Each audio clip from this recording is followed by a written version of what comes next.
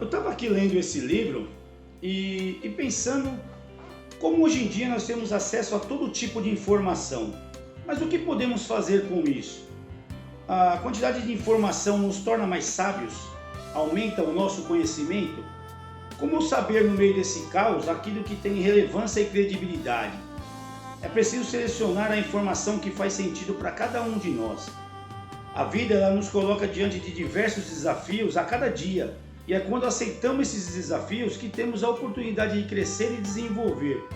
Existem pessoas que passam a vida correndo dos desafios, por terem medo das mudanças, sem saber que estão estacionadas deixando a vida passar. O conhecimento é sem dúvida muito importante, porém, sem habilidade e atitude nada acontece. Um dos contos que eu mais gosto, ele está escrito no livro de Malbataan, ele se chama O Tesouro de Breza. Ele conta uma história mais ou menos assim. Houve outrora na Babilônia um pobre e modesto alfaiate chamado Enedim, homem inteligente e trabalhador. Ele não perdia a esperança de vir a ser riquíssimo, mas como e onde, no entanto, encontrar um tesouro fabuloso e tornar-se assim rico e poderoso. Um dia parou na sua porta da sua humilde casa um velho mercador da Fenícia. Ele vendia uma infinidade de objetos extravagantes.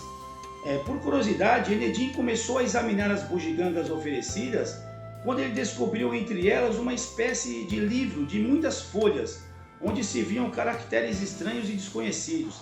Era uma preciosidade aquele livro, afirmava o mercador, e custava apenas 3 dinares. Mas era muito dinheiro para o pobre alfaiate, razão pela qual o mercador concordou em vender o livro por apenas 2 dinares. Logo que ficou sozinho, Enedim tratou de examinar sem demora aquele bem que havia adquirido. E qual não foi a sua surpresa quando conseguiu decifrar na primeira página a seguinte legenda: O segredo do tesouro de Breza. Que tesouro seria esse? Enedim recordava vagamente de já ter ouvido qualquer referência a ele, mas não se lembrava onde nem quando.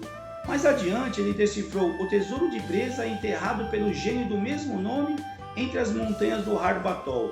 Foi ali esquecido e ali se acha até que um homem esforçado venha encontrá-lo. Muito interessado, o esforçado tecelão dispôs-se a decifrar todas as páginas daquele livro, para apoderar-se de tão fabuloso tesouro. Mas as primeiras páginas eram escritas em caracteres de vários povos, o que fez com que Enedim estudasse os hieróglifos egípcios, a língua dos gregos, os dialetos persas e até o idioma dos judeus. Em função disso, ao final de 3 anos, Enedim deixara a profissão de alfaiate e passara a ser o intérprete do rei, pois não havia na região ninguém que soubesse tantos idiomas estrangeiros. Ele passou a ganhar mais e a viver em uma confortável casa. Continuou a ler o livro, encontrou várias páginas cheias de cálculos, números e figuras. Para entender o que lia, ele estudou matemática com os calculistas da cidade e em pouco tempo tornou-se grande conhecedor das transformações aritméticas. Graças aos novos conhecimentos, ele calculou, desenhou e construiu uma grande ponte sobre o rio Eufrates, o que fez com que o rei o nomeasse prefeito. Agora, por força da leitura do livro, Enedim estudou profundamente as leis, cultura e princípios do seu país, sendo assim nomeado primeiro-ministro daquele reino.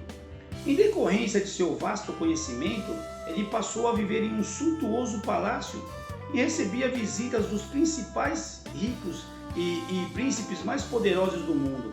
Graças ao seu trabalho e ao seu conhecimento, o reino progrediu rapidamente, trazendo riquezas e alegria para todo o seu povo. No entanto, ainda não conhecia qual era o segredo de Breza, apesar de ter lido e relido todas as páginas do livro.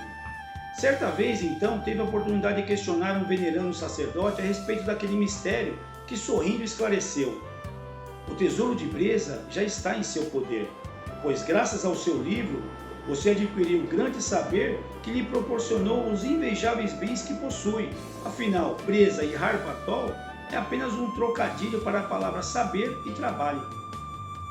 Então, dessa história, podemos aprender que a acomodação é o maior inimigo do sucesso.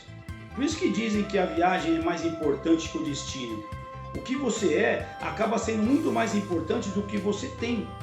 A pergunta importante não é quanto eu vou ter, mas sim no que vou me transformar. Não é quanto eu vou ganhar, mas sim quanto eu vou aprender. Pense bem e você notará que assim, tudo que tem hoje é fruto direto da pessoa que você é hoje. Como já dizia Jim Rohn, ele é um dos maiores empreendedores do mundo, no que ele chama de o grande axioma da vida. Para ter mais amanhã, você precisa ser mais do que é hoje. Esse deveria ser o foco na nossa atenção. Então, se você não mudar quem você é, você continuará tendo o que você sempre teve. O verdadeiro tesouro não está em adquirir saber apenas, mas em conquistar sabedoria. Sabedoria é ter a atitude de buscar o conhecimento, desenvolver as habilidades necessárias e colocá-las em prática. Só assim as coisas evoluem, porque não existe evolução sem mudança e nem mudança sem conhecimento, habilidade e atitude. Pense nisso.